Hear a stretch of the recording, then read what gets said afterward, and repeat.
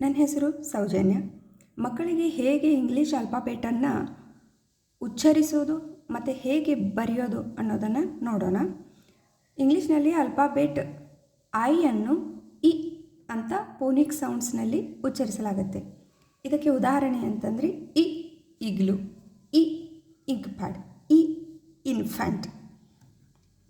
ಇನ್ನೊಂದು ಸ್ವಲ್ಪ ವರ್ಡ್ಸನ್ನು ನೋಡೋದಾದರೆ fit, hit, lit, sit, tin, win, pin, pit, big, pig, ink pad.